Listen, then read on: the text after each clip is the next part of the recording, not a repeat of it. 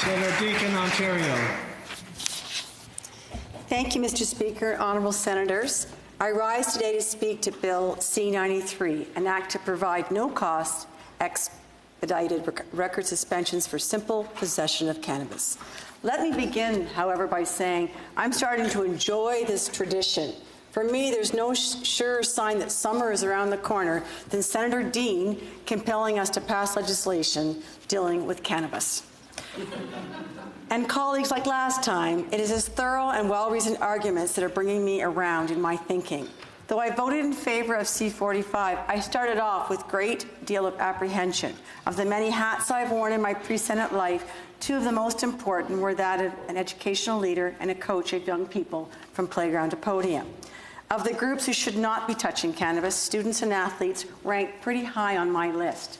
I worried that legislation would normalize its use. Yet as I listened to the debate, I realized our laws at the time were doing nothing to stem access to cannabis or limit its consumption. I came to the conclusion that the consequences we had in place were in fact more damaging than the substance itself, and that we try a different approach. The bill we have before us today is a natural extension of this. When and if we pass this legislation, we will be undoing some of the damage created by old laws. As someone who worked...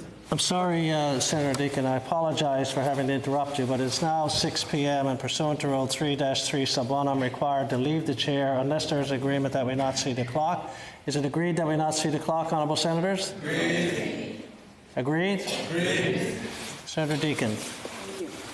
As someone who worked extensively with youth, I know that even intelligent, thoughtful people can make impulsive, poorly thought out choices. I've done more locker, backfield, and backpack searches than I care to count. Trust me when I tell you that in 99% of these cases where cannabis was found, these were good students and good athletes who made a poor choice. I hate to think that they can get held back because they were charged with a crime that no longer exists. Moreover, colleagues, our old laws were not uniformly applied. As we were reminded at second reading, racial minorities bore the brunt of enforcement, burdening them further in a system that is already tilted against them.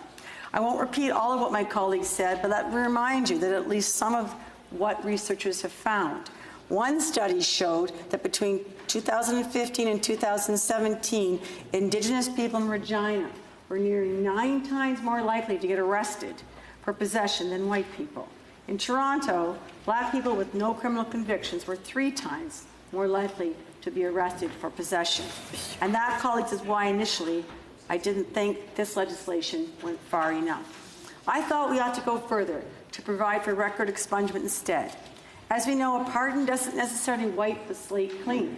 For instance, some employers do not ask if you have a criminal record, but instead ask if you pled guilty to a crime. Even with a record suspension, you'd have to say yes, you have pled guilty. More often than not, this would mark the end of a hiring process for that individual. I honestly wrestled with this for a while, but after some personal reflection and thorough discussions with my colleagues, I've come around to supporting this legislation as written. I have a few reasons for this. As you are aware, expungements were created only a few years ago for a select group of Canadians. These were individuals who ran afoul of the discriminatory laws dealing with consensual same-sex activities. Like many of you, I have friends and loved ones who count themselves as part of the LGBTQ2 community. I recognize the historical importance of granting these expungements. It says that these laws should never have been on the books in the first place. I believe expungement should be reserved for cases like this, for when someone else's rights were violated, it says to them that they were never actually committing a crime. Possession of cannabis was and is a choice. Being gay is not. And I'm not ready to equate laws against cannabis with something like the archaic buggery law. There's also the message expungements could send to Canadians. I remind my colleagues that while Canada has legalized cannabis, we only did so in a strict set of circumstances. You'll recall that the Senate sent back C-45 with a number of amendments to clauses the majority of us deemed too harsh.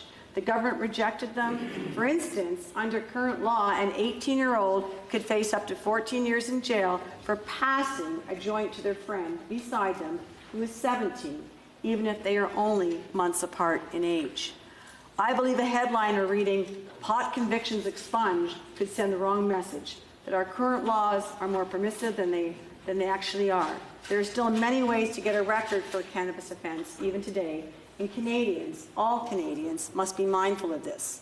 That being said, as Canadians become more comfortable with legislation, I trust that laws will be loosened in time, that we'll get to a point where we scratch our heads. Yes, we scratch our heads, and that cannabis was ever illegal in the first place, but we are not near there yet. On cannabis, the dial has moved, but the pendulum has not swung entirely. That's why incrementalism is necessary here.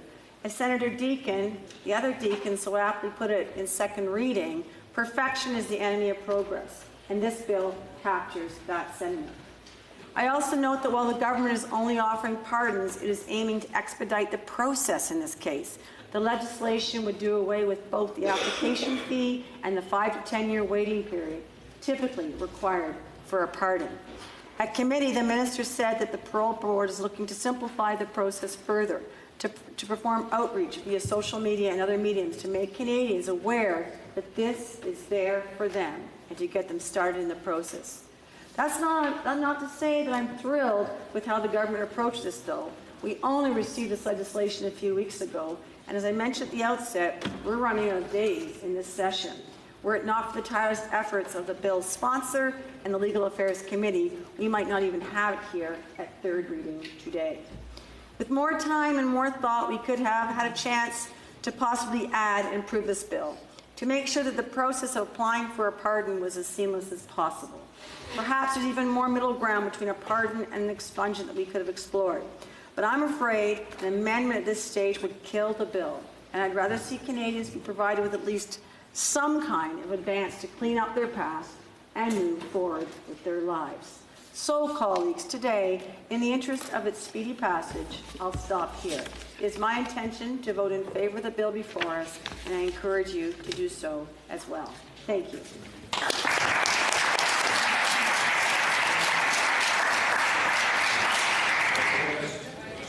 Senator